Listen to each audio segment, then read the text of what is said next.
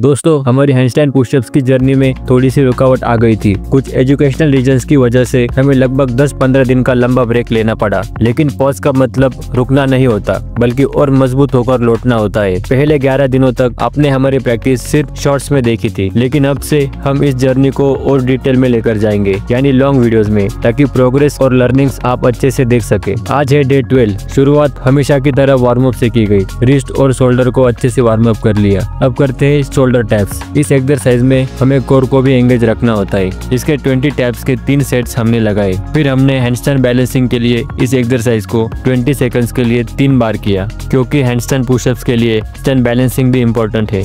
उसके बाद हमने वॉल हैंडस्टैंड पुशअप्स किए। कुल 4 रेपिटेशंस के 2 सेट्स पूरे किए।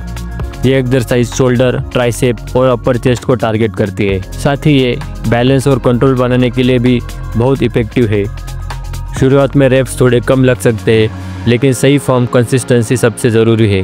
हर सेट में मैंने स्टेबिलिटी पर फोकस किया, ताकि धीरे धीरे क्लीन हैंडस्टैंड पुशअप्स की ओर बढ़ सकूं। डे बाय डे छोटे स्टेप्स ही बड़े रिजल्ट्स बनाते हैं। वॉल हैंडस्टैंड पुशअप्स के बाद मैंने फ्री स्टैंडिंग हैंडस्टैंड पुशअप्स करने की कोशिश की, लेकिन सबसे बड़ी चैलेंज ये रही कि मेरा हैंडस्टैंड बैलेंस ही सही से नहीं बन पा रहा था। लगभग 15-20 अटेम्प्ट्स किए, पर पुशअप तक जाने से पहले ही बैलेंस टूट जाता था। शुरुआत में फ्रस्ट्रेशन होता है, लेकिन हर अटेम्प्ट मुझे कंट्रोल और अवेयरनेस सिखा रहा है। ये फेलियर्स ही असली स्टेपिंग स्टोन्स होते हैं इम्प्रूवमेंट के लिए।